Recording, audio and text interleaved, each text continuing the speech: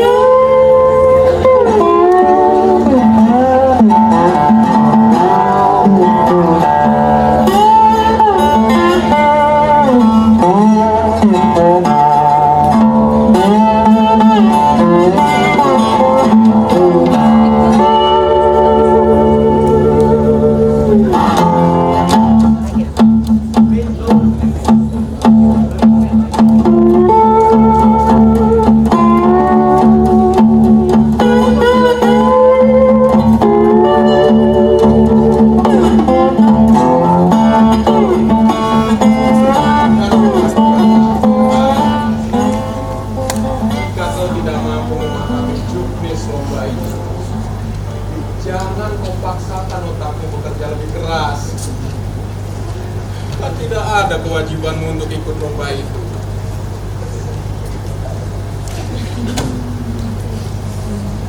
Hei,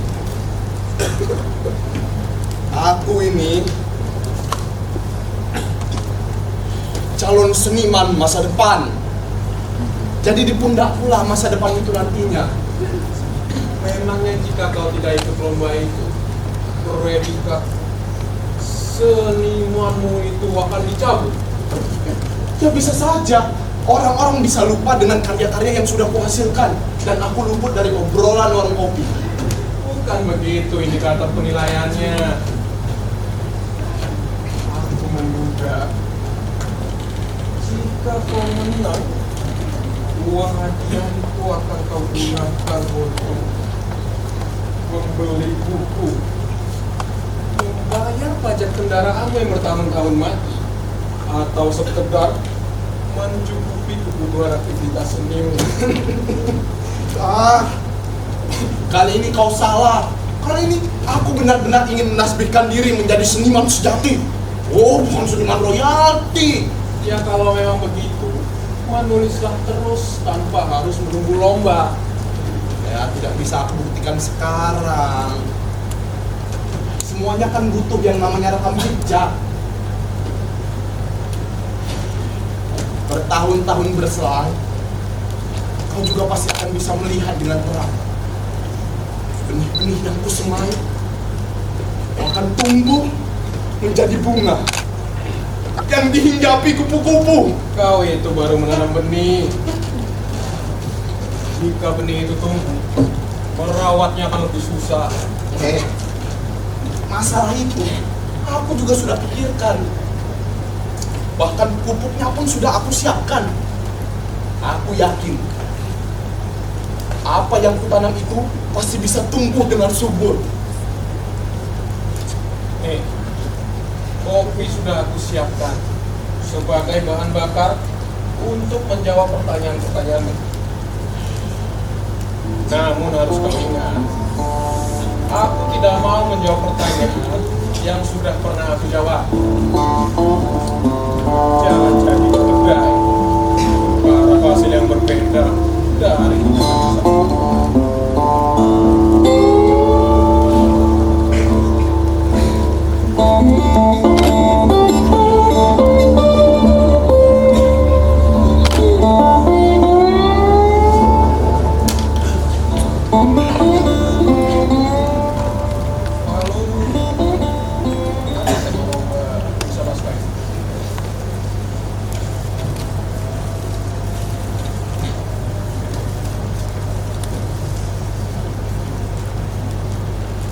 upacara adat yang menjadi dasar penulisan naskah lakon.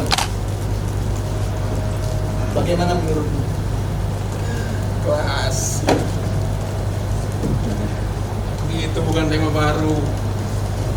Menjadi baru karena kau baru mengalaminya. Sebelum teater modern bermunculan seperti sekarang, teater tradisional itu selalu berhubungan dengan agraria. Kehidupan pertanian yang berhubungan langsung dengan tanah, air, produksi, kesuburan, kemakmuran, hama dan musim kering. Apabila kita kaitkan dengan siklus semesta, religi itu menjadi tematik yang dominan. Mulanya seni teater itu bersifat sakral, tidak bisa dilakukan sembarang waktu, harus didasari oleh maksud dan tujuan tertentu sesuai dengan sistem kepercayaan masyarakatnya. Lalu bagaimana dengan pertunjukan teater yang berbau upacara tradisi? Jangan-jangan kau masih bingung dengan istilah upacara tradisi, kan? Bukan. Tidak usah kau jelaskan. Akan aku jawab secara teoritis. Ada 4 fungsi upacara tradisi. Yang pertama itu sebagai sarana upacara. Upacara dilaksanakan dengan tahapan-tahapan yang beruntun, mulai dari awal hingga akhir terdapat aktivitas di dalamnya. Nah, bisa kita artikan bahwa tiap aktivitas tersebut adalah alur cerita. Kemudian orang-orang yang terlibat di dalam upacara tersebut dengan segala mantra-mantranya bisa kita katakan sebagai aktor. Lalu tempat dan segala konteks yang termuat di dalam upacara tersebut bisa kita katakan sebagai latar, setting, dan properti. Maka dari itu, upacara tradisi adalah pertunjukan teater. Fungsi lainnya, Kau terjebak dengan jawabanmu sendiri, Bung.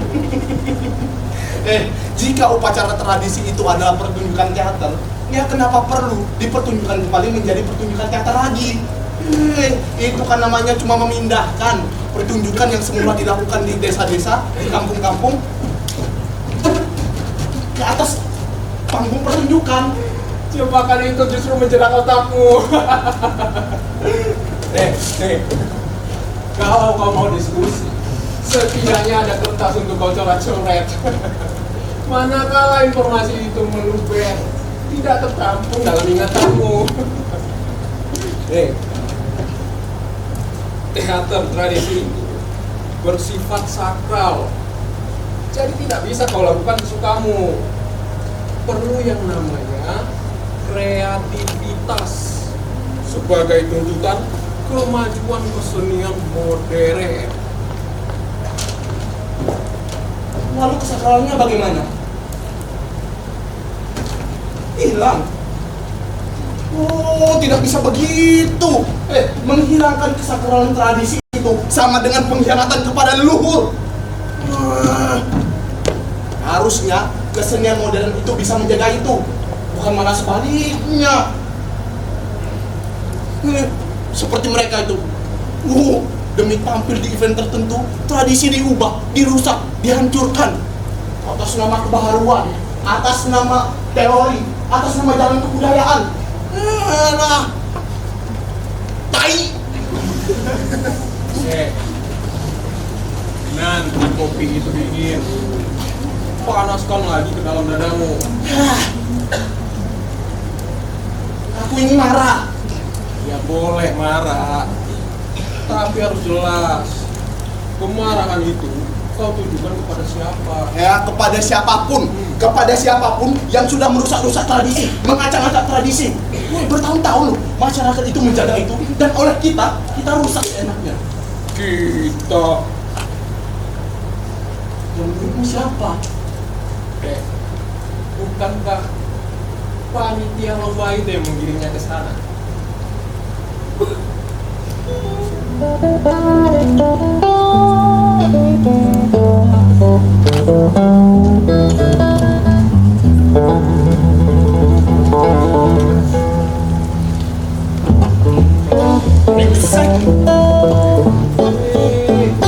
Santai kawan. Begitu cara junior menyambut seniman senior.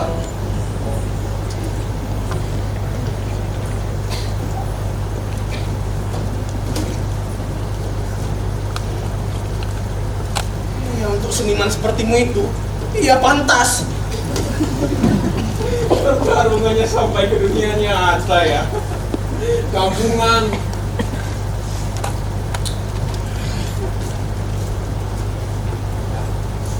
Orang yang belum menguasai teknik menembak emang suka gagap jika diberi senapan. Lihat tuh, psikologisnya belum matang.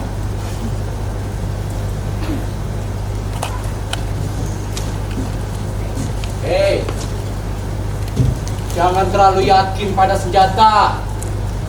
Meskipun senapanmu itu bagus dan punya tajam, tak menjamin kau akan menembak tepat di dadanya. Ya, salah-salah pelurumu itu habis menembus saingmu. Bacot! Memangnya kau pikir dengan menguasai teknik menembak itu kau bisa menang dalam peperangan? Tidak begitu, Bung. Memangnya kau pikir kau bisa menang dengan hanya mengandalkan peluru yang tumpul itu? sudah. Tampaknya malam ini akan jadi semakin seru. Jika saja kalian hidup di zaman Bung Karno, mungkin kalian menjadi dua dari 10 pemuda yang terpilih. Menganalogikan lomba sebagai perang tidak begitu buruk. Akan tetapi, lomba itu yang dihadapi adalah lawan, bukan musuh. Berlawanan boleh, bermusuhan jangan.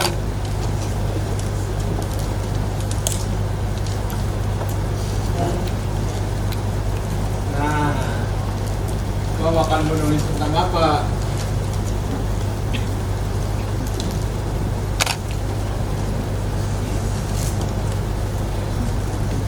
Oh, kau sudah mendapat banyak bahan ya? Oh iya, jelas. Dan aku tinggal merakaikannya dengan konflik-konflik kecil. Kemudian meledak menjadi klimaks yang tak terduga. Lalu upacara mana yang akan kau pilih? Aku akan memilih upacara Niti Mahligai. Wah, kerinci. Iya, Wah, sudah riset belum? wih, tuntas. Nah, kalau begitu bisa kau ceritakan? Kami penasaran ingin mendengarnya, ya kan? Ah, Ayo ceritakanlah. oke. Ya, tapi semoga saja orang di sampingmu itu tidak pura-pura tuli, lalu diam-diam mengingatnya, lantas pulang dan menjadikannya ide cerita. Bacot!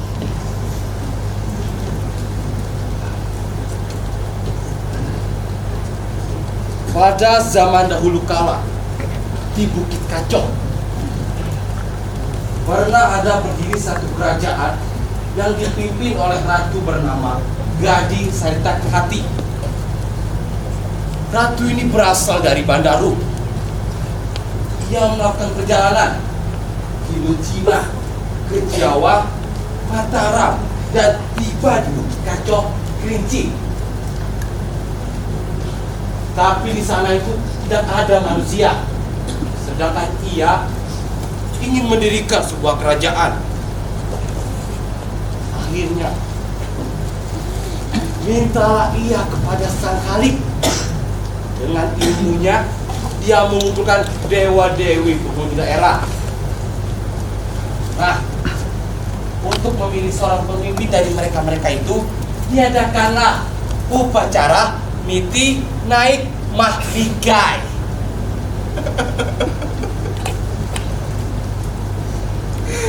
Aduh, hei Bung, tema lomba penulisan naskah itu kan upacara adat, bukan malah cerita rakyat. Bung, ini tuh namanya riset. Ya diawali dari latar belakang lah.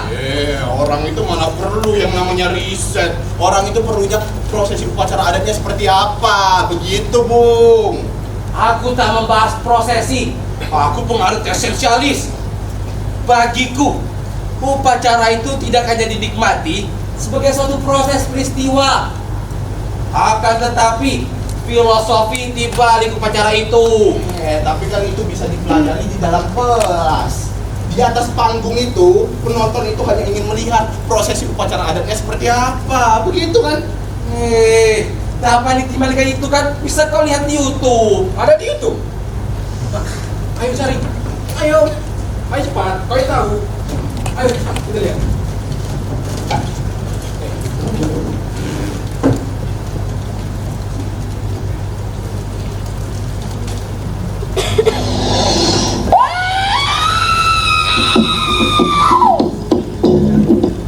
Pertunjukan pun dimulai.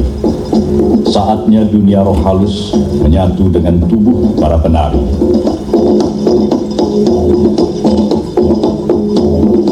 Melalui kesaktiannya, Eva Brahmanti Putra memohon bantuan kepada roh-roh gaib agar para penari kebal senjata tajam, juga ringan seringan kapas, dan tak lekang oleh panasnya api.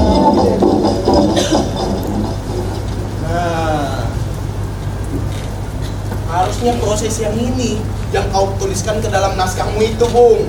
Jangan malah dipotong-potong. Kacau. Tidak begitu, Bung. Kalau dalam rancangan naskah yang akan aku tulis, tahapan-tahapan seperti tadi itu tidak aku hadirkan. Lagi pula kan ya, Kita juga cukup mengambil esensi dari upacaranya, bahwa menjadi seorang pemimpin itu tidaklah mudah. Ada banyak tahapan, ada banyak rintangan. Kalau dalam upacara tadi itu disimbolkan dengan menari di atas pecahan kaca, berjalan di atas batu, meniti bara api, hingga ditusuk dengan bambu. Semua itu adalah simbolisasi perjuangan untuk menjadi seorang pemimpin. Justru itu salahmu, Bung. Ini tradisi. Harusnya prosesi upacara tadi itu kau tampilkan di atas panggung. Bukannya malah dipotong-potong. Apa menariknya semua itu? Justru itulah, ini kan tradisi. Jadi tampilkanlah begitu adanya. Bung, kacau kau nih ya. Ente memang benar-benar rusak. Ya mana mungkin ada aktor yang mampu seperti itu, kecuali mereka pemilik tradisinya. Ini harus dimungkinkan lah. Ya mana mungkin lah. Ini harus mungkin. Ya tidak mungkin. Ngopi dulu, ngopi. Tenang.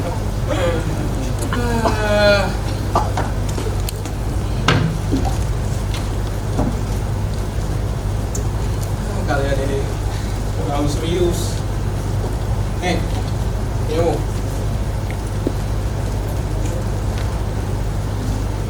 Sekarang giliran. Kau akan menulis tentang apa? Aku akan menulis tentang malam Tari Bainai. Wah, ayo ceritakanlah. Jadi, malam Tari Bainai itu adalah prosesi upacara adat pengantin etnis Melayu Timur, yaitu kegiatan pagelaran tari inai yang dilaksanakan pada malam hari. Jadi, naskahnya akan kutulis lengkap, memuat prosesinya. Upacara itu akan dipandu oleh seorang pembawa acara. Oh ya, upacara itu akan dilaksanakan oleh pihak pengantin perempuan. Pelaku upacara lainnya ada tua tengganai atau sesepuh adat berjumlah 5-10 orang. Nah, para penari yang ada di dalamnya akan menggunakan gelar leluhur mereka. Wow, Menarik nih. Lalu prosesinya bagaimana? Secara sederhana ada 3 tahap. Tahap yang pertama, pihak sesepuh adat akan memberikan tepuk tawar kepada kedua mempelai. Nah, pihak pengantin perempuan itu sudah duduk di singgasana.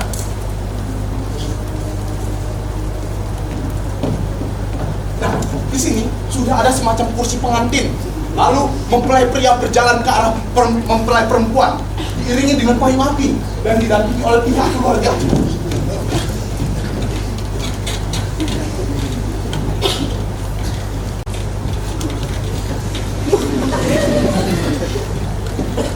Nah, kedua mempelai duduk berdampingan di samping kiri dan kanan berbaris dayang-dayang. Lalu tahap yang kedua diawali dengan penyalaan lilin madu pada payung api. Pihak penari laki-laki akan melakukan silat tari bainan, lalu akan diiringi Sudahlah, bikin pusing aku.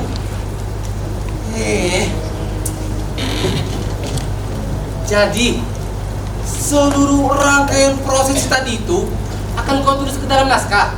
Oh, ya tentu. Tadi kan aku menjelaskan masih kau potong-potong. Apa menariknya jika kau tulis semua? Ya itulah yang namanya tradisi, Bung. Tampilkan begitu adanya. Meskipun kau tulis secara lengkap, sutradara itu berhak tidak memunculkannya ke atas panggung. Enggak, tidak bisa. Sutradara tidak bisa merusak naskah seenaknya. Harus patuh terhadap naskah. Kenapa tidak bisa? Nah, misalnya nih, akan aku buat ceritanya menjadi sepasang muda-mudi yang sedang melakukan zina. Lalu perempuan itu hamil. Karena pihak keluarga malu, upacara tadi tidak diadakan sebab menjadi aib keluarga. Akhirnya jadilah sejarah.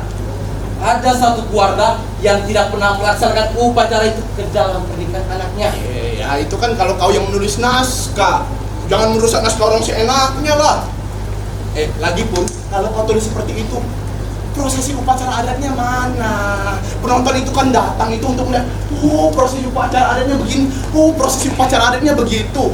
Begitu, Bung. Ya penonton bisa cari tahu sendiri lah. Weh, ada nih di YouTube. Sini.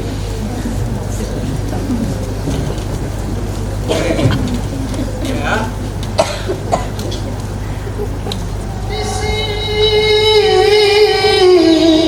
Budaya lama.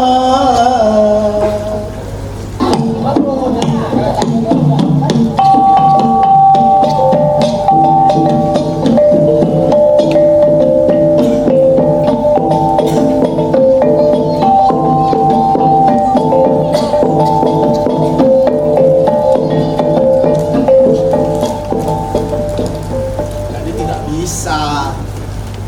Penonton itu cari tahu sendiri.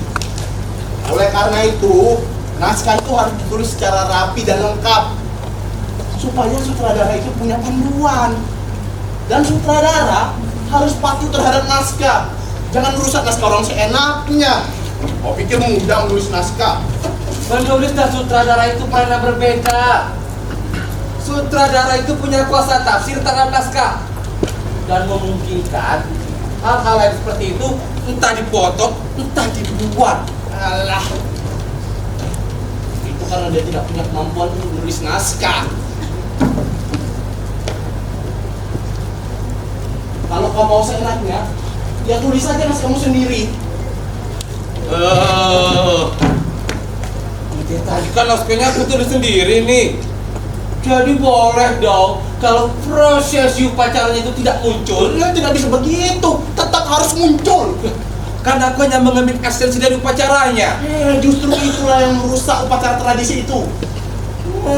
Berlebihan. Jadi kalau aku mau menulis tentang Niti Mahligai, atraksi berjalan di atas pecahan kaca, meniti bara api, harus aku hadirkan. Harus aku hadirkan. Ya setidaknya kau tulis lengkap di dalam naskah. Atraksinya itu, Bung, harus aku hadirkan. Ya kalau sudah kau tulis di dalam naskah, harusnya ditampilkan juga di atas panggung pertunjukan. Ya mana mungkin. Iya, harus dimungkinkan lah.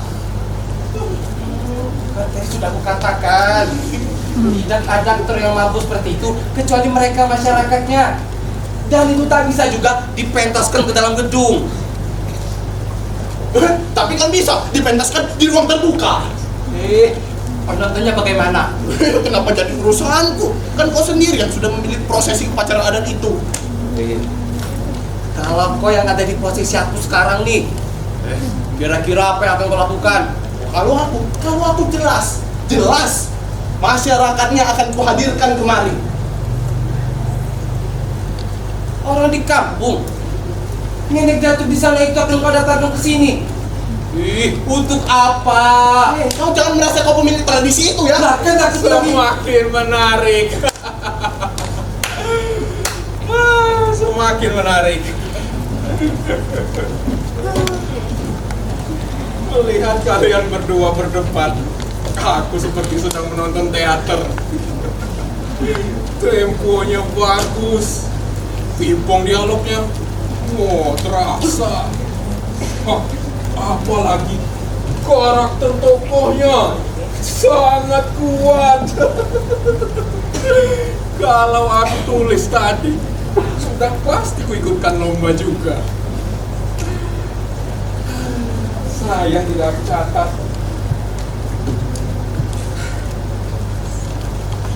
Sekarang begini, kau menulis naskah untuk siapa? untuk pribadi. Kemudian Akan aku proyeksikan menjadi pertunjukan. Biar aku sutradaranya. orang lain boleh menggarapnya. Oh ya tentu boleh. Kau akan menulis untuk siapa? Akan kutulis untuk siapapun.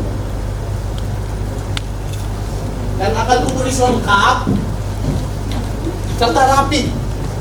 Dan dimainkanlah sesuai dengan yang kutuliskan di dalam naskah. Bung.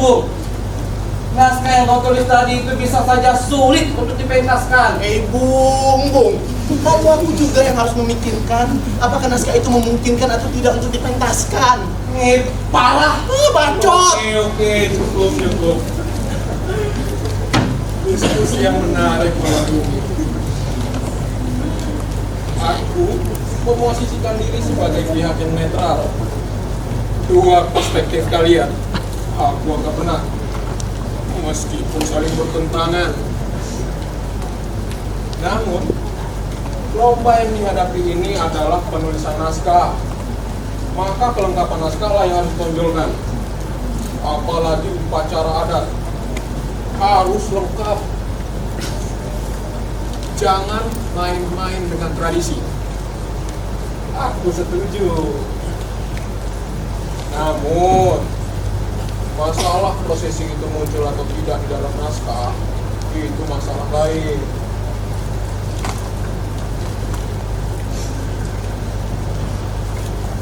Bahan-bahan dan perlengkapan dalam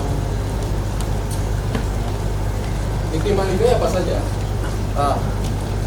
Untuk perlengkapannya sendiri itu ada satu wadah pudingan yang diisi dengan abu atau tanah, cembung 1 unit dari kaca atau keramik.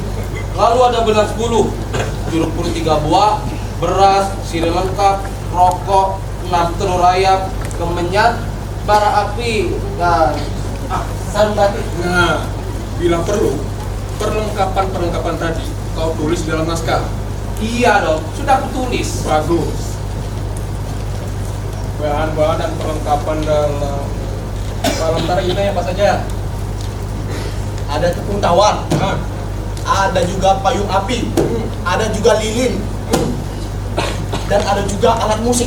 Itu ada pelintang dan gong. Nah, bila perlu, dilengkapi juga dengan alat musiknya. Kalau untuk alat musik, saya sudah dapat dari kawan. Dan itu juga alat musik asli yang digunakan dalam upacaranya. Musik? Iya. Kalau begitu, masukkan ke dalam drive. Tempelkan linknya itu ke dalam naskah. Jadi, siapapun yang mau memainkan naskah itu, musiknya sudah siap, tinggal dimainkan. Nah, Bila perlu, buatkan videonya seperti video tadi. Jadi siapapun yang mau memainkan naskah tersebut, gambaran prosesinya sudah ada, tinggal dimainkan. Lalu bagaimana dengan pertunjukan teater yang tidak sesuai dengan naskah? Itu masalah lain, tidak bisa kita bahas malam ini.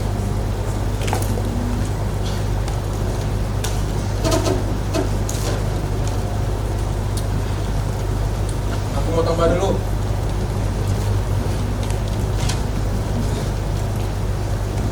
Oh, kapan terakhir pengumpulan lomba naskah itu?